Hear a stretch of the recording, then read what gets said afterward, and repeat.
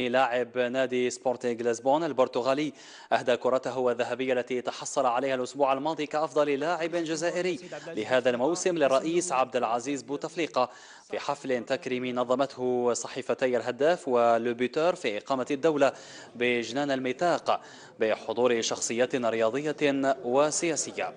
فتح بوشعنان كان حاضرا وعاد لنا بهذه الأصداء.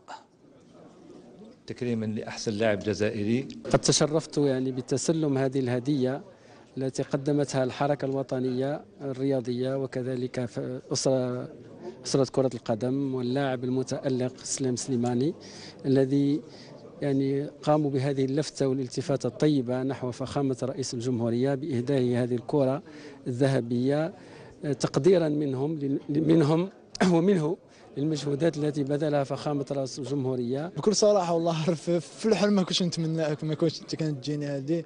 الحمد لله وفقني ربي، الحمد لله كل شيء بقدرة الله الحمد لله. لا ننسى أن نشكر الدولة الجزائرية وعلى رأسها السيد عبد العزيز بوتفليقة رئيس الدولة والحكومة على الدعم وعلى المجهودات المبذولة أيضا لتدعيم وتطوير الرياضة بصفة عامة وكرة القدم بصفة خاصة. Le geste de Slimani, ouais, c'est un signe de récompense, on va dire, de remerciement, parce que c'est vrai que depuis les 4 dernières années, on a eu beaucoup de soutien, que ce soit logistique et moral, et voilà, donc voilà, on va dire, c'est un remerciement en retour. Ça fait plaisir, كما يقول لك أداها له سي نورمال، رايس تاعنا كلش وربي يشافيه، وإن شاء الله كما قلت هذه مبادرة إن شاء الله العقوبة لنطرة جوار لوكال العام.